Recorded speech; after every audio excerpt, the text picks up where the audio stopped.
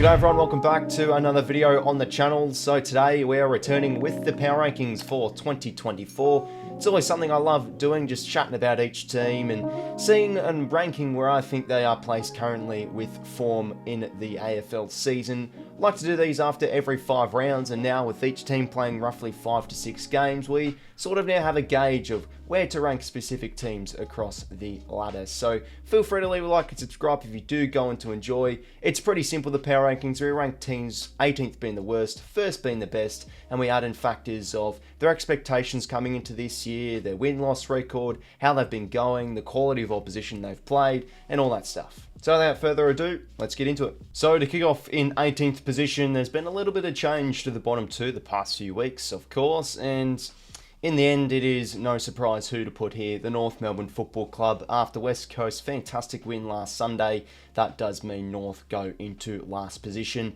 Now, probably their only few positives have been some of their young players, like 𝐼𝐴 has been shown a lot of promise from halfback, currently the highest disposal averaging player in the competition. You know, Cherry's been battling well in the ruck.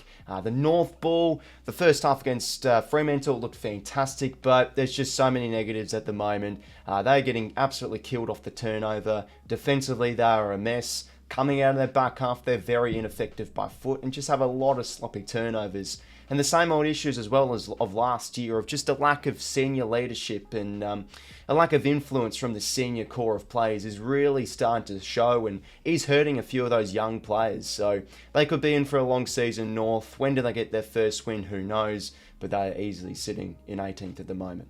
Next up in 17th place, I'm going to be going with Hawthorn here. Now, you could make a case for putting West Coast here given their expectations were very low coming into this season, but as well, Hawks are the only team alongside North Melbourne that has yet to win a game. So for me, I have to put them in 17th here. Injuries, of course, are hurting them at the moment. They have, I think, near around 1,000 games of experience lost as well coming into this year. They have all these talented names forward of centre like Gunston and Bruce and Ginnivan and Joel, but they just aren't getting it done when going inside 50 at the moment. Just a lack of chemistry and cohesion, not only when going inside 50, but just around the whole squad is showing. Another big negative, of course, is their midfield. 𝐴𝐵𝐴 has had some nice individual games, especially against Geelong, but just as a collective group, that midfield is not getting it done at the moment. 𝐬𝐴𝐵𝐿's had a very quiet start to the season, and they're just getting eaten alive around the football. They do have some great young talent, but they aren't really showing it at the moment, probably because of the lack of that leadership, and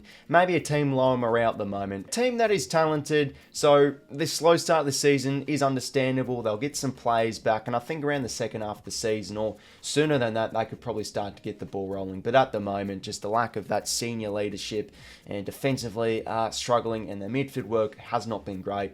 I've got them in 17th. Which then does leave in 16th place the West Coast Eagles. A brilliant win over the Tigers on Sunday, and now granted they probably did almost first of VFL Richmond midfield given the outs that the Tigers did have, but where I've really liked West Coast so far this season is their midfield work as actually being respectably quite good against some good quality sides. They won the clearances, I'm pretty sure, against the Western Bulldogs. They got some nice goals from the centre bounce against Port Adelaide.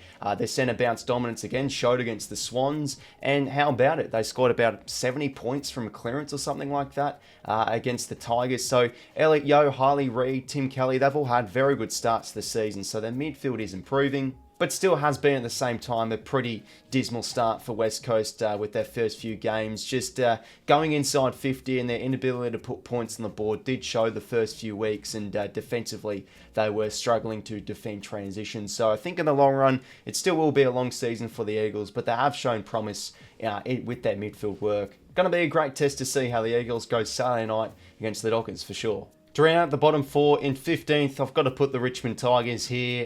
Their gulf between their good and bad footy has shown quite a bit this year. They've been as much as very competitive against the likes of Carlton, getting within 5 points, and beating Sydney off the back of fantastic pressure and ball movement, but then you see the injuries are now starting to take its toll for the Tigers, unfortunately, and they had a very disappointing loss against the West Coast Eagles. At least it will be a great opportunity to start playing some of the kids. 𝐓𝐴 𝐿𝐴 played his first full game last week against the Eagles, Thompson Dale will continue to get opportunities through the middle, and maybe they'll throw more of the likes of Shea Bolton and Liam Baker into those centre bounces. And defensively too, Tom Brown, taken in the 2021 draft, is now starting to get some consistent games. His kicking out of defence is superb. And forward to centre, 𝐴𝐶𝐞 𝐎𝐿𝐴, the New Zealand boy taken in the pre-season, he's really showing his athleticism in that forward 50 for Richmond. So for me, the Tigers, they'll still be a very competitive side. They've always shown that, and I think they'll continue to be the thorn in some good team sides like Carlton or like Sydney, what they've been able to do. But at the moment, they're just getting killed with injuries at the moment. So the next few weeks could be a struggle for them. Moving up into 14th place, I'm going to be going with the Adelaide Crows here. Probably one of the best wins under Matty Nicks did occur though on Saturday. A really resilient win over the Carlton Football Club. They kicked very accurate, but what we did see was a massive improvement from the first few rounds of just free-flowing ball movement. It's something that has let down Adelaide for sure with the first few weeks. They've gone really slow in trying to move it, and inside 50, they've just been an absolute hot mess. So to see that against a good quality side of Carlton will definitely give now the Crows quite a bit of confidence. They just moved it arc to arc really well, and inside 50 are able to show some damage. The midfield mix has been questioned. Dawson, Laird, and Crouch in there have been pretty ordinary as a collective group. But from last week, they were able to add in the likes of Isaac Rankine, who had game-high centre bounces, and Josh Rochelle and Jake Soligo now playing more of that inside midfielder like we all thought at the start of the season. So from what we've seen with the Crows, I think putting them at 14th is fair enough. Their first few weeks were absolutely dire defensively, and also going inside 50. They are one of the worst ranked teams for goals per inside 50s. An absolute far cry from what they were last year of a very efficient forward line. So we'll see how they go the next few weeks. It's a great test against the Bombers, but if they can continue to show that free-flowing ball movement, they've had no issues getting it out of the middle. Like Matt Crouch has been very good at doing that. And if they can improve their inside 50 efficiency, well, they'll be a team, I think, potentially on the rise. In 13th place, I'm going to be going with the Western Bulldogs. Now, they've had some positives to kick off the season. Flexed their muscles against West Coast. Got within 4 points of Geelong, which I thought was a pretty gallant performance. But just the same old issues coming into this year have now started to take a hit. They were disappointing against Melbourne in their opening game. Defensively, they were terrible when defending transition. Now, their intercepting game has improved under the likes of Liam Jones and Buku Khamis. I feel like they've been very good in the air in their back half. But look at their loss against the Bombers, and now questions are being asked about their football club. They're a side with very high expectations too. So when losses like that against the Bombers, where they were just sweltered under Essendon's pressure and couldn't move the footy out of their back half and midfield, and their midfield group as a collective unit has not been getting it done, there's now huge pressure on Luke Beveridge to turn things around. He could be under the pump potentially with his job. Selection issues again have been quite ordinary. Bailey Dale and Caleb Daniel left out of the side, and again also like last year, their bottom six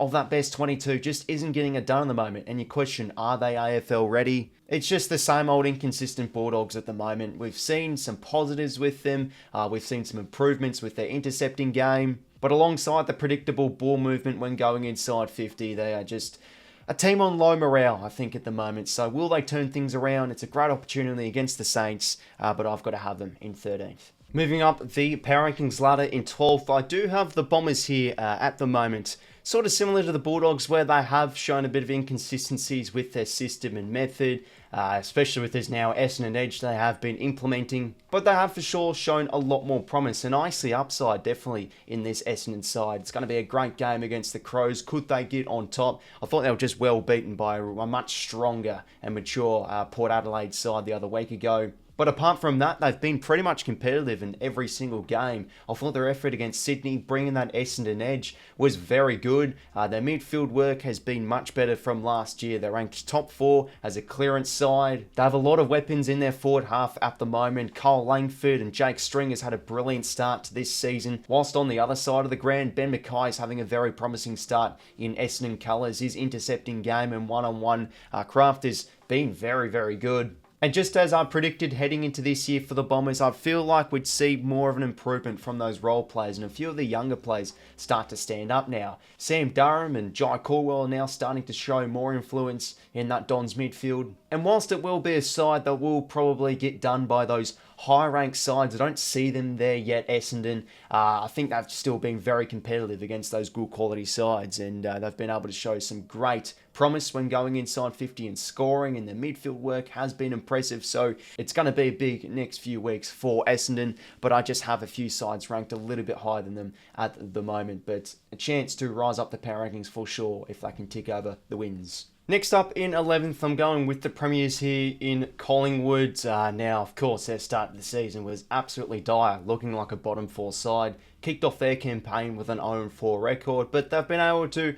try and square the ledger a little bit now with 2 wins on the bounce against the Hawks and a really impressive outing against Brisbane. They were able to bring back their really strong pressure and ball movement ability. So it's now, can they start to tick over the wins? They are a side that is able to really grow and gain momentum more than pretty much any other team in the competition if they do tick over the wins. But from what we have seen so far, I've got to have them around in this position. Their second half against Hawthorn was pretty ordinary. They did get outdone with ball movement, and defensively they've just been a mess, especially in those first few weeks. They were killed off the turnover, and they haven't been able to apply a high amount of intensity around the football. So the last 2 weeks they've been able to get the wins, but I've got to have them around 11th here. They are the Premiers, so they are ranked a little bit higher, because I do see potential in this side to bounce back. So for sure it's going to be a big month coming up for Collingwood off the bye. In 10th place here, I am going to be going with the Saints. Now, has to be said, they have been a very odd side to watch so far this year.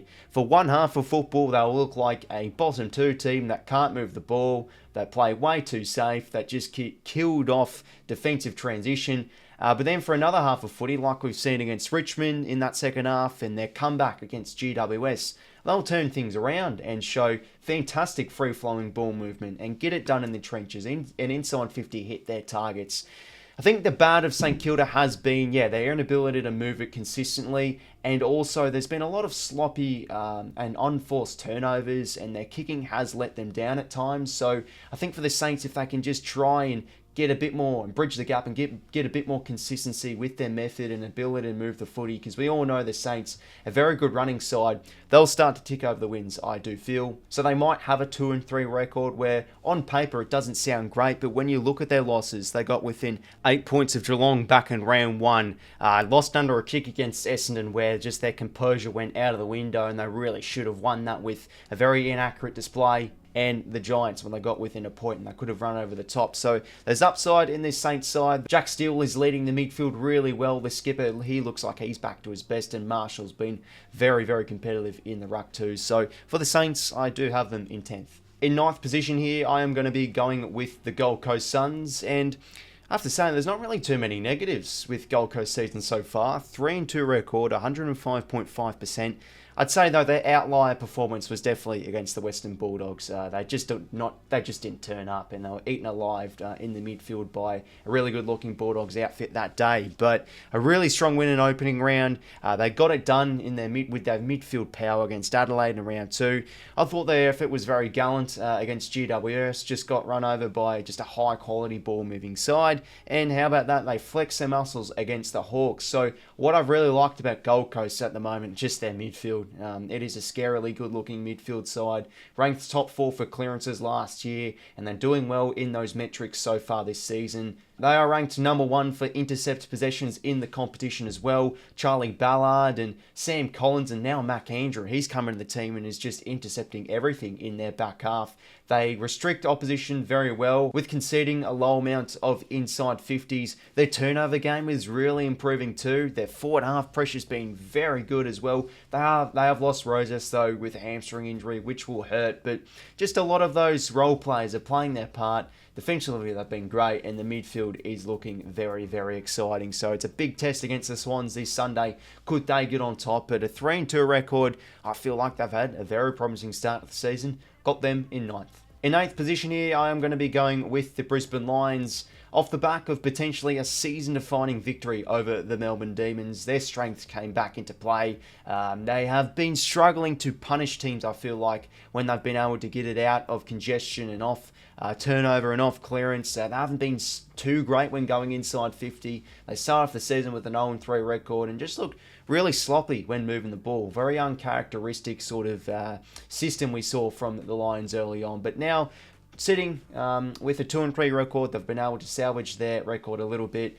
Got that massive win over North Melbourne, but really impressive stuff against the Demons. Defensively, they were great. Their pressure was fantastic, forcing Melbourne into a lot of mistakes, and their clearance and turnover game was very, very good too. So Brisbane, they're a high-quality side off the turnover and off clearance. So now with that win over Melbourne, can they get that confidence and now start to tick the results over? I wouldn't say their first few games were absolutely awful, but they just look slightly off, and that's sometimes how AFL works. If you're slightly off, you don't get the wins. So it's now a big opportunity for the Lions to back up that really good outing against Melbourne and start to tick over the wins, and currently I have them in 8th. In 7th place now, and now we're moving up into the area of teams where it's a fine line.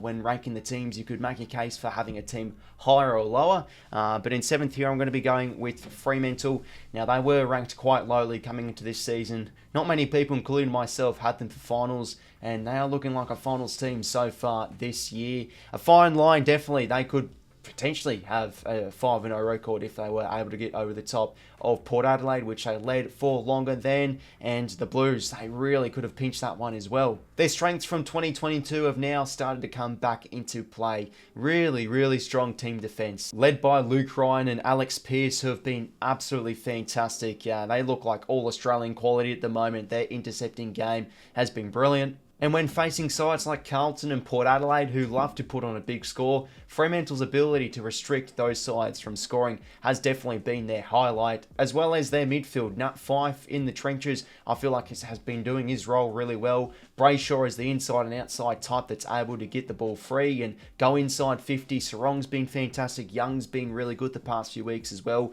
Their defence and their midfield, I'd say, currently is looking like top 4 at the moment. But what is letting them down, of course, is their forward line. Now, Josh Tracy, I have to say, has had a really promising start to the season. He's been great in transition and also ground level. He's been a fine target too. Amiss has had a nice start to the season. He's punted home a couple of goals. But I just think overall, as a collective forward line, as a collective unit, just the lack of forward craft and cohesion inside 50 does let them down, because they just have a low ability to put on a high amount of scoring. So whilst their midfield and defence is looking great, how long will it last though? Because they need to put on the points. But still though, they are looking very, very promising, the Dockers. I love how they are going defensively, and I currently have them in 7th. In 6th place here, I'm going to be going with the Carlton Footy Club, ranked quite highly coming into this season, so I do have them above Fremantle being one of the reasons. And yeah, they haven't looked like their absolute best, I must say.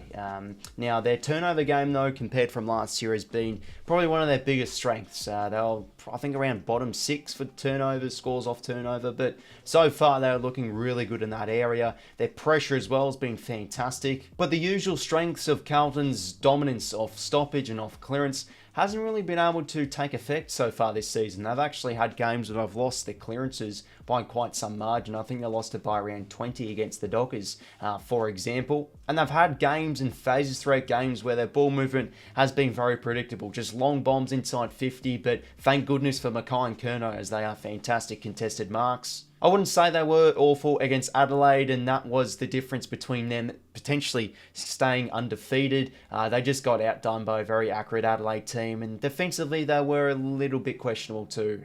Just Adelaide's ball movement and high scoring and accuracy really did hurt them. But yeah, their midfield, when will it start to get clicking? Because it doesn't look like its absolute best. They haven't played, I don't think, Carlton at their absolute best as well, but they are picking up the results. That is the most important thing. So yeah, next few big games for the Blues, going to be a great test against the opposition's best of the Giants this Saturday. In 5th place here, I'm going to be going with the Melbourne Demons. Now, after their very uncharacteristic and honestly poor performance against the Brisbane Lions, they do move out of the top 4 for me. But it has to be said, though, I thought their back-to-back wins against the Crows and also Port Adelaide was very good. It's hard to win at Adelaide Oval, and that just shows, though, the strengths of Melbourne's list of, they're a very mature side and always a very good team in the home and away season. And whenever there's games that just need to be won and done, they'll find a way to win and just get it done. One of their strengths for sure has just been their composure. That's really what has helped them win games. I thought against Port Adelaide,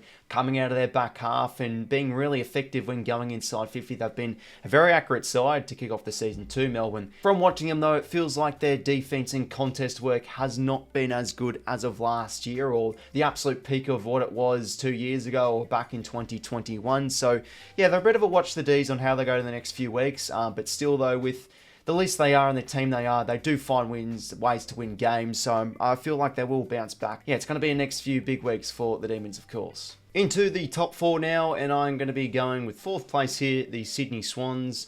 Now, their last 2 games have been quite ordinary, it has to be said. I thought they just lost to a side of Richmond, where the team that just wanted it more. Their pressure and ball movement was fantastic, and they copped a bit of a scare from West Coast too. So the strength of Sydney, definitely though, their ball movement. It has been fantastic. It's pretty much the sole reason on how they were able to beat Essendon, and their turnover game was fantastic as well against Collingwood, and their stoppage game was very good against Melbourne. So they've found different ways to win, the Swans. But yeah, if the issue with them though is what we've seen from Richmond and a bit of West Coast. If you bring tremendous amounts of pressure to that Swans back half and guard the corridor and don't allow them to move the ball freely through that high pressure, they do look like a bit of a beatable team. Their foot skills and their midfield work has dropped off a little bit the last few weeks as well.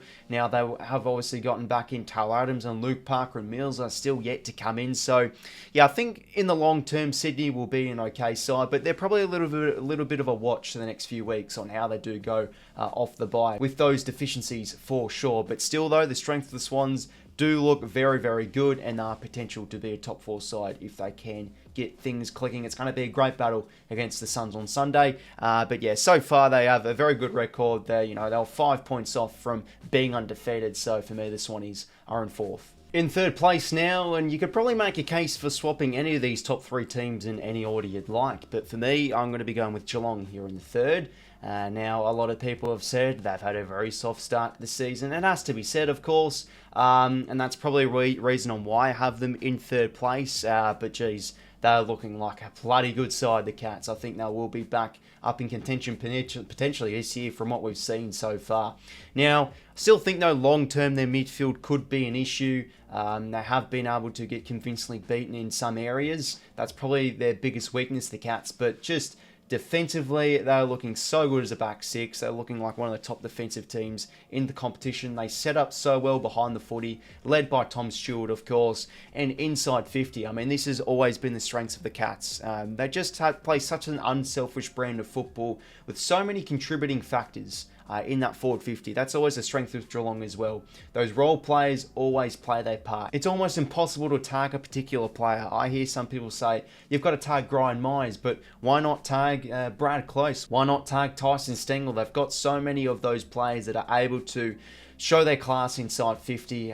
Going inside 50 as well, they're always a very efficient side, and they've started the season very, very well. They're a side that can put on points. Hawkins and Cameron and Ollie Henry can find the goals very well. Ollie Dempsey's been great, the youngster. So at either end of the ground, their game is in fantastic check at the moment. So it's going to be a great test against the Brisbane Lions. Can they do it against, still a really strong opposition up there in Brisbane? But at the moment, they're looking like a top 4 team for sure at the moment. Got the Cats in 3rd. In 2nd place now, and I'm going to be going with the Port Adelaide Footy Club here.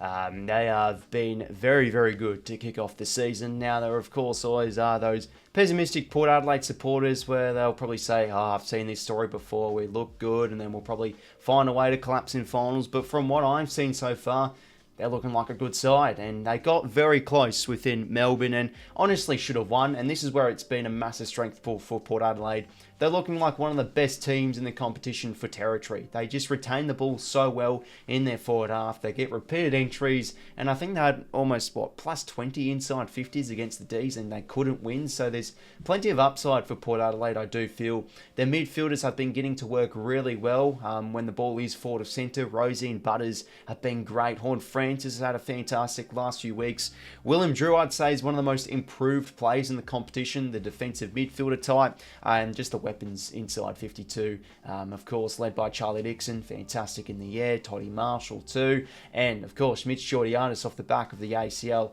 He's had now a good returning 2 games. The issue though for Port Adelaide heading into this year, of course, was their defence, one of the highest teams for points against in the top half, I'm pretty sure, of the ladder. But I feel 𝐼𝐻𝐿𝐼𝐻 and also 𝐸𝐸 𝐻𝐿𝐼𝐻 have done some really good jobs so far in the first few weeks, and they're working much better as a collective back 6. So I feel like many of the areas are in good check. They're getting, I'm pretty sure every game they've won the inside 50 count as well. So yeah, the sky's the limit for this Port Adelaide side, and they felt just a bit more accurate and showed a bit more composure against the Ds. They could be sitting 5-0. Which leaves at the number 1 spot, I'm going to be going with the GWS Giants here. Now, yes, there has been questions, probably the last week or so now, of are they playing at their absolute best? Defensively and defending transition has probably been their biggest issue. They almost lost against St Kilda. They almost got absolutely run over the top by. But where they have been absolutely brilliant, though, is just their ball movement. It's been game-changing, really, still. They're just such a high chemistry side on how they are able to move the footy, GWS. Their midfield is looking fantastic. It's a little bit out of form, though. Stephen Coniglio's out and Tom Green is off the back of 2 ordinary games, but you do expect him to bounce back for sure. Forward to centre, just so many damaging targets too. Jesse Hogan currently leading the Coleman medal. Cullen Brown inside 50 in Bedford, and of course Brent Daniels. So many damaging plays in there that can really make an impact. They are deservedly sitting 5-0, and yeah, a bit of a soft start to the season, but they were a very highly ranked team coming into 2024, and they are just ticking the box at the moment, getting the results. It's going to be a great game, and can they do it against the Blues to potentially move to 6-0? So over on there is what my power rankings are looking so far on your right hand side of your screens after round 5. Now there's plenty of different changes to be made potentially. As I say again, there's some fine lines and where you could potentially rank teams higher or lower. So let me know what you lot think down below in the comments. Love to hear your people's opinions. Thanks very much for tuning in, and hopefully you did enjoy me chewing the fat about the teams so far this year in 2024. And until next time, I will talk to you later. See you later, fellas.